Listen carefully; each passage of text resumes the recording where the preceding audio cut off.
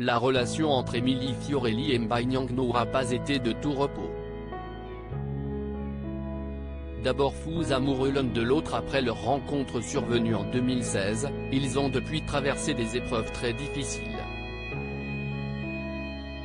Du moins, surtout Émilie Fiorelli à en croire ses récents propos hallucinants. Mais d'abord, revenons au mois de janvier 2022, lorsqu'elle annonçait leur nouvelle rupture. Celle qui a remporté la saison 9 de Secret Story se voulait à ce moment-là plutôt discrète sur les raisons de cette séparation mais, quelques mois plus tard, elle révélait avoir beaucoup souffert à cause du père de ses deux enfants, Luna, 4 ans, et Pharrell, 2 ans. Oui, j'ai été trompée et pas qu'une fois. Oui, j'ai été salie, humiliée et bien plus que j'éviterai d'étaler ici, je ne suis pas fière. Aujourd'hui j'ai fait le choix, depuis un moment, de ne plus donner de chance au couple que l'on formait, confiait-elle au mois de mai dernier. Malgré tout, elle était prête à tout pour que leur famille reste unie, jusqu'à partir en vacances avec Mbai Niang et leurs petits. Je ne dis pas que cela a toujours été facile. Mais on s'entend bien, on a 2 enfants ensemble.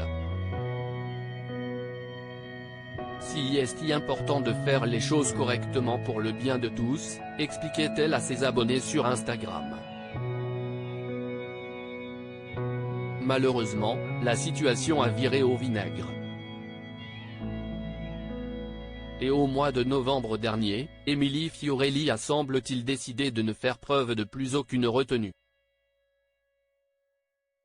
Vous comprenez pourquoi je me fais soigner. Elle levait alors le voile, preuve à l'appui, sur une facette très sombre et toxique du jeune footballeur qui aurait dépassé de nombreuses limites. Trop longtemps que je prends sur moi.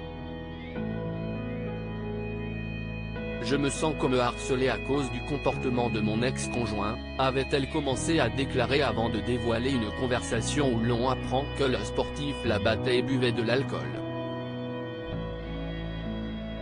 Un homme qui se vante en plus de me lever la main dessus. Maintenant vous pouvez comprendre pourquoi je me fais soigner, se désolait-elle. Sur sa lancée, Émilie Fiorelli poursuivait avec des accusations très graves, « J'ai subi bien plus que de la tromperie. Mais la violence, les coups, morsures, brûlures, stop et en plus de scènes vantées, si est carrément grave. »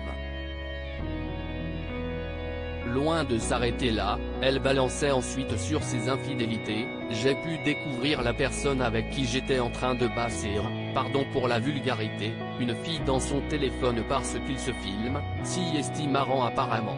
J'ai des photos de tout et je savais qu'un jour j'allais péter un câble. » Triste histoire.